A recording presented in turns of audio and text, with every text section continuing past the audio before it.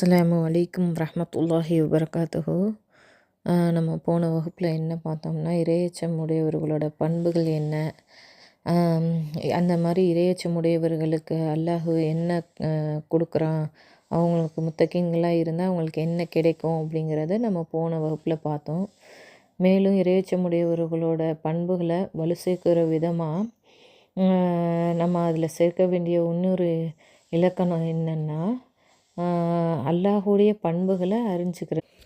அவனுடைய ஆற்றல்களையும் பண்புகளையும் நம்ம விளங்குவது மூலியமாக நம்ம இறையச்சத்தை அதிகப்படுத்த முடியும். அவனோட பண்புகளை அறிவது மூலயமா இறையச்சத்திற்கு நெருக்கமாக நம்ம செல்ல முடியுங்கிறது வரலாற்று ரீதியாக நம்ம அறியலாம். என்னென்னா, நபி ஸல்லல்லாஹு அலைஹி வஸல்லம் அவர்கள் காலத்தில் மதீனா வாழ்க்கையில் தான் அதிகமான சட்டங்கள் இறங்குனுச்சு. ஏன்னா அப்போ தான் எது தவறு, எது சரி, எது ஹலால், எது ஹராம் அப்படிங்கிற சட்டத்திட்டங்கள் இறங்கப்பட்டுச்சு.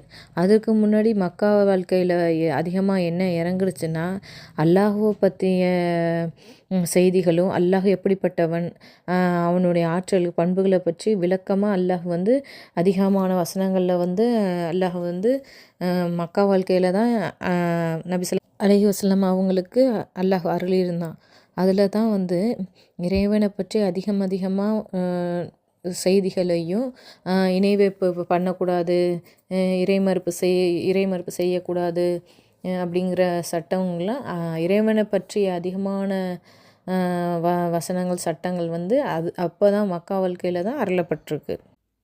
நபி ஸல்லல்லாஹு அலைஹி வஸல்லம் அவங்களுடைய சீர்திருத்த முறை எப்படி இருந்துச்சுன்னா, எந்த ஒரு செயலை ஹராம் ஹலால் அதை பற்றி இது செய்யணும் இது செய்யக்கூடாது அப்படிங்கிறத பற்றி அதிகமாக மதீனா வாழ்க்கையில் மெனக்கடலை. அங்கே வாழ்ந்த மக்கள் எப்படி இருந்தாங்கன்னா, இறைவனை பற்றி அதிகமாக அறிந்து வச்சுக்கக்கூடியவங்களாகவும், அவனை பற்றி அவனோட பண்புகளை, அவனோட ஆற்றல்களை பற்றி அதிகமாக தெரிந்து வச்சிருக்கக்கூடியவங்களாகவும் இருந்தாங்க. அதனால தான் அவர்களிடம் நபி ஸல்லல்லாஹு அலைஹி வஸல்லம் ஒரு செயல் இது தவறு, இது செய்யாதீங்கன்னா உடனே கட்டுப்பட்டு நடக்கக்கூடியவங்களாக அன்று காலத்தில் வாழ்ந்த மக்கள் இருந்தாங்க.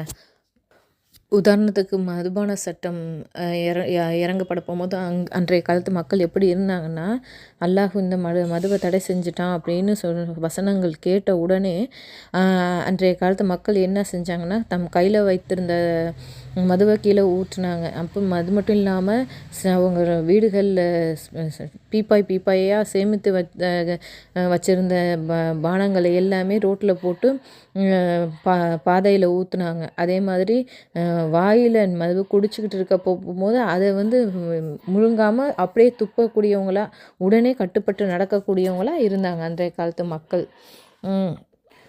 ஒரு சட்டத்தை சொல்லப்பட்டோன்னே, ஒரு கட்டளையை சொல்லப்பட்டோன்னே அதை உடனே கட்டுப்பட்டு நடக்கக்கூடியவர்களாக அன்றைய காலத்து மக்கள் இருந்தாங்க. இன்றைய காலத்து மக்களை எடுத்துக்குவோம். நம்ம ஒரு செயலை அல்லாஹ் தடை செஞ்சுருக்கான், இது செய்யாதீங்க அப்படின்னு நம்ம சொல்லணும்னா, இல்லை அதை அலட்சியம் செய்யக்கூடியவங்களாம் பார்த்துக்கலாம், இப்போ என்ன அவசரம், செஞ்சுக்கலாம் அப்படிங்கிற ஒரு அலட்சிய போக்கில் தான் இருக்கக்கூடிய மக்களை நம்ம இன்றைய காலத்து மக்களை பார்க்க முடியுது. அன்றைய காலத்து மக்கள் இடத்துல அல்லாஹ் என்ன செஞ்சான்னா, தன்னை பற்றிய ஆற்றல்களையும் பண்புகளையும் அந்த மக்களுக்கு முழுமையாக புரிகிற விதமாக அதை பற்றி சொன்ன பிறகு தான், இது நன்மை இது தீமை அப்படின்னு, இதை செய்யுங்க இது செய்யாதீங்கிற சட்டத்தை அவங்களுக்கு கொடுத்தான். தன்னை பற்றிய பண்புகளையும் ஆற்றலையும் அவங்களுக்கு முழுமையாக விளங்குற விதமாக அல்லாஹ் எப்பேற்பட்டவன், அல்லாஹ் எப்படி நம்ம அறிஞ்சுக்கணும், அவனுடைய ஆற்றல் என்ன, அவன் பண்பு என்ன, அவனால் என்ன செய்ய முடியும் அப்படிங்கிற முழு விளக்கத்தையும் முழு நம்பிக்கையும் பெறக்கூடிய மக்களாக அல்லாஹ் தன்னை பற்றி அவங்களுக்கு வசனங்களை அல்லாஹ் அதிகமாக இறக்கினான். அதன் பிறகு தான் நன்மைகளை செய்யுங்க தீமைகளை தடுங்கிற சட்டங்களை நமக்கு இறக்கினான். அந்த காலத்து மக்களுக்கு அல்லாஹ் இறக்கி வச்சான். அன்றைய காலத்து மக்கள் எப்படி இருந்தாங்கன்னா, அல்லாஹ் தன்னை பற்றி சொன்னோன்னே அல்லாஹை பற்றி முழுமையாக நம்பக்கூடியவங்களாம், அல்லாஹ்வை சார்ந்து இருக்கக்கூடியவங்களாம் இருந்தாங்க. எப்படின்னா, பத்ர் போரில் அங்கே குறைந்த மக்கள் இருக்கக்கூடிய அந்த காலகட்ட சூழ்நிலையில் எப்படி இருந்தாங்கன்னா, அல்லாஹ் மீது முழுமையாக நம்பிக்கை கொண்டு குறைஞ்சபட்ச எண்ணிக்கையில் இருந்தாலும் கூட நம்ம போர் செய்வோம் அப்படின்னு சொல்லி ரசூலா கூப்பிட்ட உடனே அவங்க நாங்கள் போருக்கு வரோம் அப்படிங்கிறத செயல்படுத்துறதுமா போருக்கு சென்றாங்க. இதை நம்ம இந்த கால சூழ்நிலையில நினச்சி பார்த்தோம்னா, அவங்க வந்து அதிகமான எண்ணிக்கையில இருந்தாங்க. இவங்க குறைவான எண்ணிக்கையில இருந்தாங்க. அப்போ வந்து எப்படி போனாலுமே அவங்க கொல்லப்படுவாங்க, தோற்கடிக்கப்படுவாங்கிற ஒரு சிந்தனை இருக்கத்தான் செய்யும். ஆனா, அவங்க அன்றைய காலத்து மக்களிடத்துல எப்படி இருந்துச்சுன்னா, அல்லாஹ் மீது முழுமையான நம்பிக்கை இருந்ததுனால, அல்லாஹும் நம்ம பார்த்துக்குவான் அப்படின்ட்டு அல்லாஹ்வ முழுமையா நம்பி, அவனோட ஆற்றல்கள நம்பி அங்க போனாங்க. அப்ப ரசூல்லா வந்து அந்த போர நினச்சு ரொம்ப பலகீனமான நிலையில இருக்கோம் அப்படிங்கிறத இது பண்ண போம்போது, அவங்க சொல்றாங்க, "ரசூல்லா ஏன் இப்படி இருக்கீங்க? நீங்க வந்து கடல்ல விழ சொன்னாலும் நாங்க விழுவோம் அப்படின்னு, நாங்க போருக்கு வருவோம்" அப்படின்னு சொல்லி அல்லாஹ்வையும் ரசூலையும் முழுமையா நம்பக்கூடிய மக்களா அன்றைய காலத்து மக்கள் இருந்தாங்க. அப்ப அவங்களோட அல்லாஹ்வை பற்றிய புரிதல் எப்படி இருக்குங்கிறது நமக்கு உதாரணமா இருக்காங்க அன்றைய காலத்து மக்கள். அல்லாஹ்வை பற்றிய முழுமையான சிந்தனையும், பண்புகளை பற்றி முழுமையா அறிதலையும், நம்ம அல்லாஹ்வை பற்றி அதிகமான சிந்தனையை நம்ம கொண்டு சென்றோம்னா, அதுவே வந்து அல்லாஹ் எப்பேற்பட்டவன், அவன் அவன் வந்து யாரும் பார்க்காத அளவுக்கு நம்மளை பார்க்குறான், அவன் யாரும் கேட்காத அளவுக்கு அல்லாஹ் வந்து செவியேற்கிறான், யாரும் கண்காணிக்காத அளவுக்கு எவ்வளோ சிசிடி கேமரா இருந்தாலும் சரி, அதாவது எப்படி அவ்வளோ நுட்பமாக நம்மளை கவனிக்கிறான் அப்படின்னு சொல்லி, அவனோட பண்புகளை யாரோடையும் எந்த பொருளோடையும் எதனோடையும் கம்பேர் பண்ணாத அளவுக்கு அவனை வந்து மிக பிரம்மாண்டமாக அவனோட இருக்கக்கூடிய ஆற்றலை வந்து நம்ம சிந்திச்சு பார்க்கக்கூடியவங்களாக இருக்கணும். அப்படி சிந்திச்சு பார்க்க போகும்போது தான் அவனோட தனித்தன்மையை நம்ம உள்ளத்தில் விளங்கி அல்லாஹ்வை பற்றிய புரிதலை வந்து அல்லாஹ் நமக்கு கொடுக்கக்கூடியவனாக இருக்கான். மேலும் அல்லாஹ் சொல்லி காட்டுறான், சில வசனங்கள் அல்லாஹ் சொல்லி காட்டுறான், மேலும் இந்தந்த பண்புகள்லாம் உங்களிடம் இருந்துச்சுன்னா நீங்கள் இறையச்சமுடையவர்களாக ஆகலாம் அப்படின்னு நம்மளை வந்து வலுப்படுத்துகிற விதமாக, இறையச்சமுடையவர்களாக ஆகிற விதமாக அல்லாஹ் சொல்லி காட்டுறான். 2வது அத்தியாயம் 21வது வசனத்தில் அல்லாஹ் சொல்லி காட்டுறான், யா யுஹன்னா சுஹுபுது ரப்புக்கும் உள்ளதி ஹலாக்காக்கும் வல்லதீன மின் கப்லிக்கும் லால்லக்கும் தத்தகும். மனிதர்களே, உங்களையும் உங்களுக்கு முன் சென்றோரையும் படைத்த உங்கள் இறைவனை வணங்குங்கள், இதனால் தண்டனையிலிருந்து தப்பித்து கொள்வீர்கள். அல்லாஹுவை வணங்குங்க. அல்லாஹுவை வணங்குறது மூலியமாக நீங்கள் இறையச்சமுடையவங்களாம் ஆவீங்க. அப்போ அந்த தண்டனையிலிருந்து தப்பிப்பீங்க அப்படின்னு சொல்லி அல்லாஹ் சொல்லி காட்டுறான். மேலும் 2வது அத்தியாயம் 183வது வசனத்தில் அல்லாஹ் சொல்லி காட்டுறான், யா அய்யுஹல்லதீன ஆமனு குத்திப அலைக்கும் சியாமுன் கமா குத்திப அலல்லதீன மின் கப்லிக்கும் லஅல்லக்கும் தத்தகூன். நம்பிக்கை கொண்டோரே, நீங்கள் இறைவனை அஞ்சுவதற்காக உங்களுக்கு முன் சென்றோர் மீது கடமையாக்கப்பட்டது போல் உங்களுக்கும் குறிப்பிட்ட காலம் நோன்பு கடமையாக்கப்பட்டுள்ளது. நீங்கள் இறைவனை அஞ்சணும் அப்படின்னா அல்லாஹுக்கு கட்டுப்படுங்க அப்படின்னு சொல்லி அல்லாஹ் சில சட்டங்களை சொல்லி நீங்கள் வந்து இறைவனை வணங்குனீங்கன்னா நீங்கள் தண்டனையிலேருந்து தப்பிப்பீங்க. அதேமாரி நோன்பு வச்சிங்கன்னா உங்களுக்கு அது வந்து இறை அச்சத்தை ஏற்படுத்தும், அல்லாஹுடைய அச்சத்தை ஏற்படுத்தும், நீங்கள் வந்து இறைச்சமுடையவராக ஆவீங்க அப்படின்னு சொல்லி அல்லாஹ் சொல்லி காட்டுறான். அதே போல் அல்லாஹ் நம்மளுக்கு வந்து மறைவான விஷயங்களை பற்றி அறிவது மூலியமாகவும், அதை நம்பிக்கை கொள்வது மூலியமாகவும், அதை பற்றிய சிந்தனையை நம்ம சிந்திப்பது மூலியமாகவும் நம்ம இறைச்சவாதிகளாக ஆகலாம் அப்படிங்கிறத பற்றி அல்லாஹ் மேலும் சொல்லி காட்டுறான். 9வது அத்தியாயம் 16வது வசனத்தில் அல்லாஹ் சொல்லி காட்டுறான், லஹும் மின் ஃபௌகிஹி லுலுலன் மின் நாரி வ மின் தஹ்தீஹும் லுலுலன் தாலிக யௌஃபுல்லாஹு பிஹி இபாதிஹி ஹிபாதி ஃபத்தகூன். அவர்களுக்கு மேற்புறம் நெருப்பிலான தட்டுக்கள் இருக்கும், கீழ்ப்புறமும் தட்டுக்கள் இருக்கும். இதன் மூலம் அல்லாஹ் தனது அடியார்களை அச்சுறுத்துகிறான், என் அடியார்களே எனக்கு அஞ்சுங்கள். இதில் என்ன அல்லாஹ் சொல்கிறான்னா, நரகத்தில் மேல்புறம் நெருப்பாலான தட்டு இருக்கும், கீழ்ப்புறமும் இருக்கும். இந்த மாதிரி சொர்க்கம் நரகம் அப்படிங்கிறது இருக்கும். அதில் கடுமையாக தண்டிக்கக்கூடியவனாக அல்லாஹ் இருக்கான். அப்போ இந்த மாதிரி நரகத்தை பற்றி சொல்ல போகும்போது அவனோட அதிகாரத்தில் எல்லாம் இருக்குது அப்படின்னு சொல்ல போகும்போது அல்லாஹுக்கு நீ அஞ்சிக்கொள் அப்படின்னு சொல்லி அல்லாஹ் வந்து இந்த இதில் சொல்லி காட்டுறான். அப்போ வந்து இறைவனை பற்றிய சிந்தனையும் மறைவான விஷயங்களை பற்றிய சிந்தனையும் அல்லாஹ் பற்றிய ஆற்றல்களையும் நம்ம வந்து அதிகமாக சிந்திக்கும் போது அவனுக்கு கட்டுப்பட்டு நடக்க போகும்போது நம்ம வந்து இறையச்சம் உடையவர்களாக நம்ம ஆகலாம். அல்லாஹ் வந்து நம்மளோட இறையச்சத்தை அதிகப்படுத்துகிறேன் அப்படின்னு சொல்லி அல்லாஹ் நமக்கு சொல்லி காட்டுறான். மேலும் தக்வாக்குள்ளே அடங்கக்கூடிய ஒரு அம்சம் என்னன்னா, அல்லாஹுவ வந்து இந்த ஒரு விஷயம் இருந்துச்சுன்னா அது வந்து மிகப்பெரிய ஆபத்தாக இருக்கும்.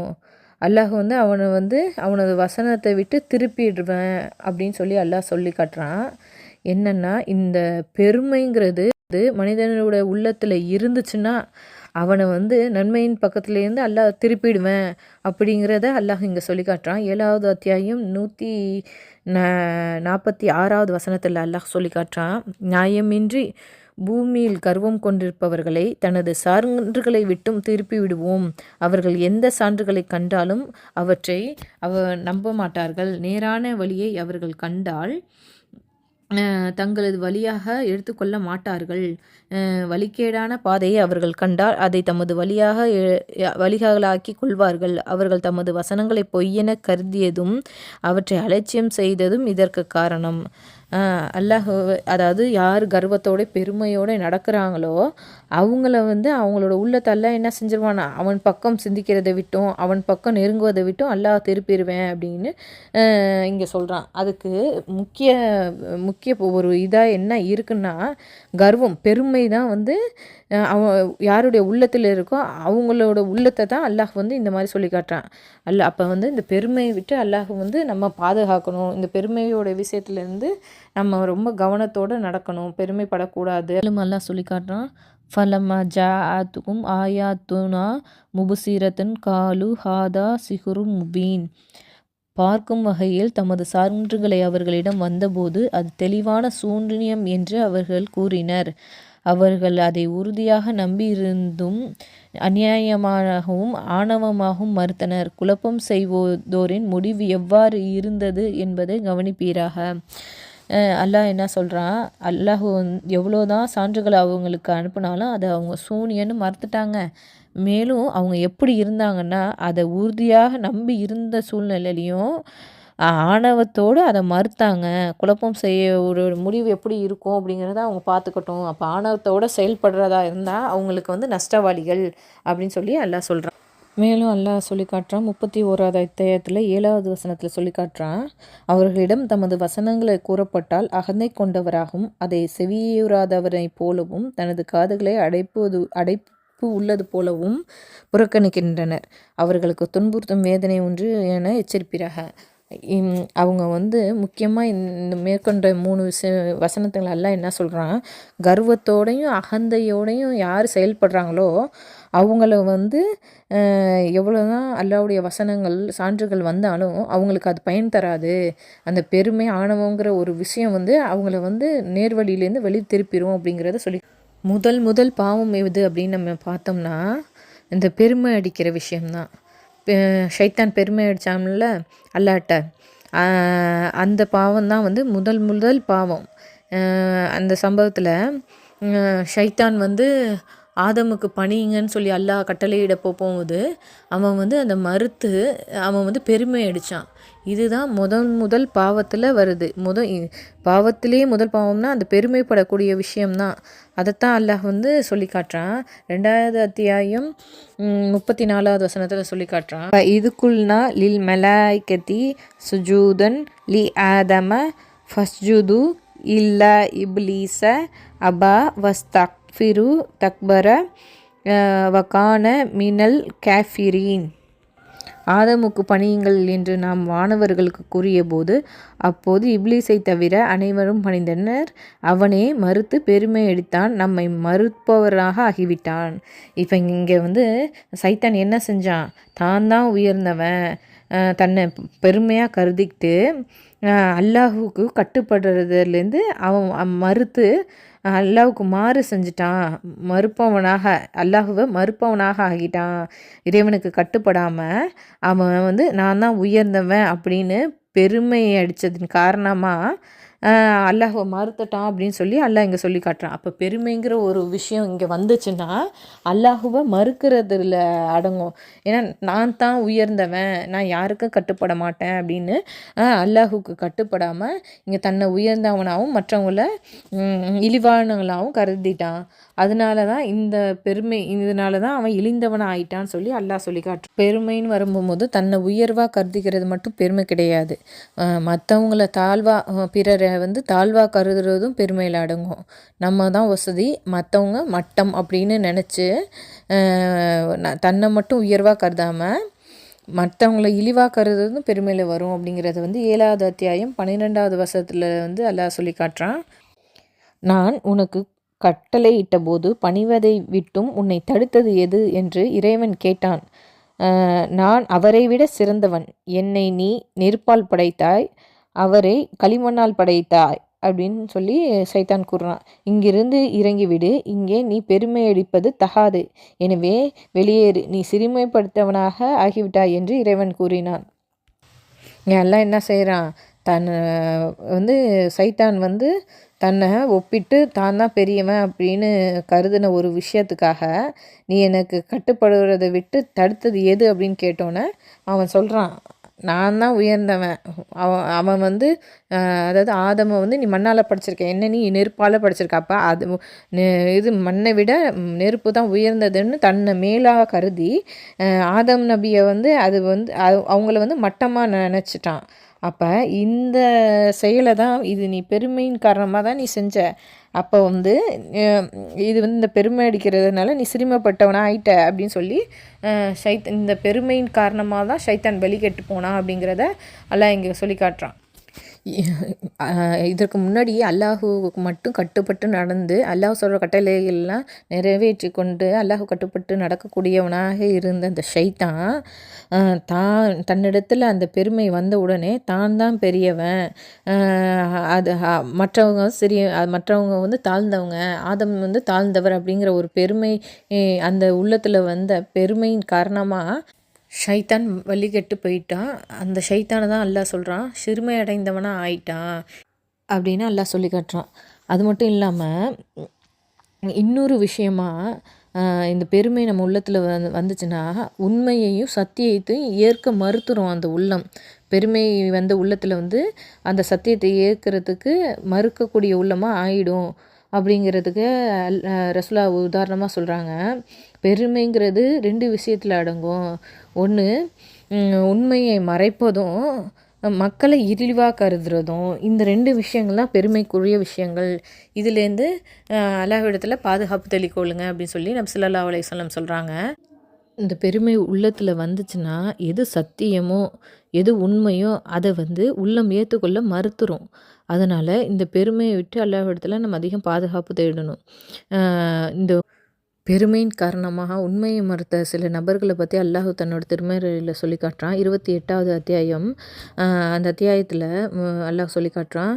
மூசா நபி சமுதாயத்தில் வாழ்ந்த காரூன் என்று வாழ்ந்த அந்த மனிதரை பற்றி அல்லாஹ் சொல்லி காட்டுறான். அவனுக்கு அதிகமாக செல்வத்தை அல்லாஹ் வழங்கியிருந்தான்.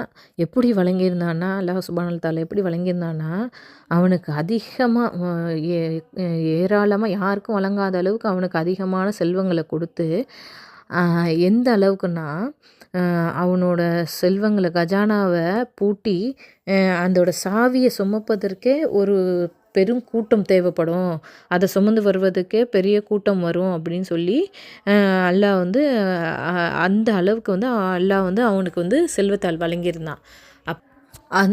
அந்த சாவியையே சுமக்க முடியாத அளவுக்கு ஒரு கூட்டத்துக்கு பாரமாக இருந்துச்சுன்னா அப்போ அல்லாஹ் வந்து எந்த அளவுக்கு அவனுக்கு அதிகமாக செல்வத்தை வழங்கியிருப்பான். ஆனால் இது அல்லாஹுவால் வந்து அருளப்பட்ட செல்வம் இல்லை அப்படின்னு அவன் உள்ளம் ஏற்க மறுத்ததை பற்றி அல்லாஹ் இங்கே சொல்லி காட்டுறான். என்னிடம் உள்ள அறிவின் காரணமாகவே இது எனக்கு தரப்பட்டது என்று அவன் கூறினான். இவனை விட அதிக வலிமையும் ஆள்பலமும் கொண்ட பல தலைமுறையினரை இவனுக்கு முன் அல்லாஹ் அளித்திருக்கிறான் என்பதை இவன் அறியவில்லையா?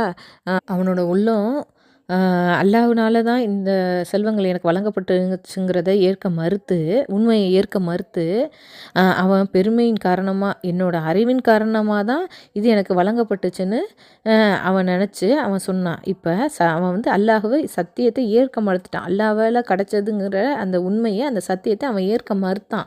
அதுக்காகவே அல்லாஹ் அவனை என்ன செஞ்சான்னா, இந்த பெருமையின் காரணமாக அவன் அறிவின் காரணமாக கிடைச்சது, அதனால பெருமை அடித்ததுன்னு காரணமாக அல்லாஹ் மறுபடி சொல்லி காட்டுற பின்னாடியே ஆள்பலமும் கொண்ட வலிமை பலமும் ஆள்பலமும் கொண்ட பல தலைமுறையை இதற்கு முன் நான் அழிக்கவில்லையான்னு சொல்லி அல்லாஹ் அவனை பார்த்தே கேட்குறான். அப்புறம் கேட்டுட்டு அல்லாஹ் சொல்கிறான், மேலும் சொல்லி காட்டுறான். அவனை வந்து அந்த பெருமையின் காரணமாக அல்லாஹ் எப்படி அழிச்சங்கிறத அல்லாஹ் சொல்லி காட்டுறான். 81வது வசனத்தில் அல்லாஹ் சொல்லி காட்டுறான், அவனை அவனது வீட்டோடு சேர்த்து பூமிக்குள் புதைய செய்தோம். அல்லாஹ்வை அன்றி அவனுக்கு உதவி செய்யும் ஒரு கூட்டத்தினரும் அவனுக்கு இருக்கவில்லை. உதவி பெறுபவனாக அவன் இல்லை அப்படின்னு சொல்லி அல்லாஹ் சொல்லி காட்டுறான்.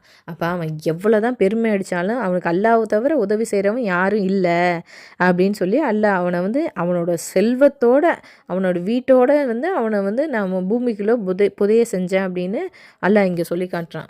அப்போ பெருமை அடுத்தோட நிலை எப்படி இருக்கும்? அல்லாஹ் இந்த பெருமையின் காரணமாக அவங்கள அழிப்பேன்னு சொல்லி அல்லாஹ் சொல்லி காட்டுறான்.